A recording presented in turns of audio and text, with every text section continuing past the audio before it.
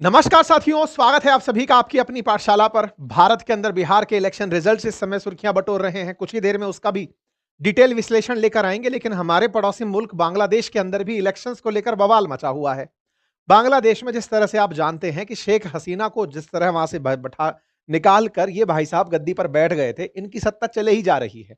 अपने आप को अंतरिम कार्यवाहक प्रधानमंत्री बनाए हुए हैं, राष्ट्राध्यक्ष बनाए हुए हैं, जो भी बनाए हुए हैं, लेकिन सत्ता का पूर्ण सुख भगत रहे हैं।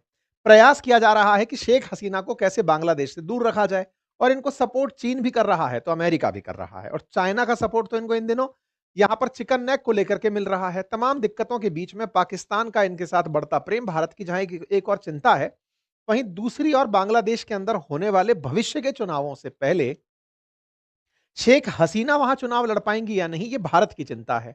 क्योंकि शेख हसीना जिस तरह से इनके देश में ट्रायल का शिकार हो रही हैं, या जिस तरह से केस दर केस उन पर किए जा रहे हैं, भारत में इस बात का फिक्र है कि शेख हसीना अगर पार्टिसिपेट ही नहीं करी तो जनता की राय बांग्लादेशियों को पता कैसे चलेगी? क्या बांग्लादेश के सभी लोग मोहम्मद यूनुस जैसा सोचते हैं, या फिर उन्हें भी शेख हसीना की जरूरत है? बस यही सोच करके समझिए कि आज जो हम चर्चा कर रहे हैं वो उस प्रोटेस्ट की है, जहां पर शेख हसीना समर्थकों ने पूरी तरह ढाका को लॉक कर दिया।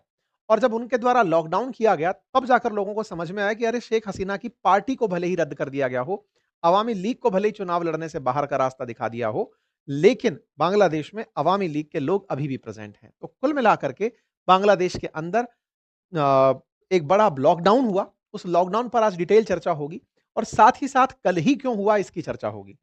कल के साथ-साथ 17 नवंबर किस तरह खास है, इस पर भी चर्चा होगी, क्योंकि अल्टीमेटली बांग्लादेश में चुनावों की घोषणा, और चुनावों की घोषणा से पहले 13 नवंबर, ये काफ़ी ज़्यादा खास मामला बनता है। तो आइए शुरुआत करते हैं शेख हसीना से। शेख हसीना को हटाने में ये जो छात्रों का आंदोलन था, ये तो अब सिंबॉलिक हो गया है।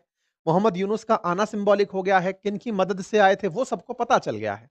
असल में शेख हसीना जब यहाँ से निकली, जब पिछले साल जब अगस्त 2024 में, तो उनके ऊपर बहुत सारे केसेस लाद दिए गए। केसेस में 23 केसेस शेख हसीना पर 21 अगस्त तक लाद दिए गए। अरेस्ट वारंट जारी कर दिया गया।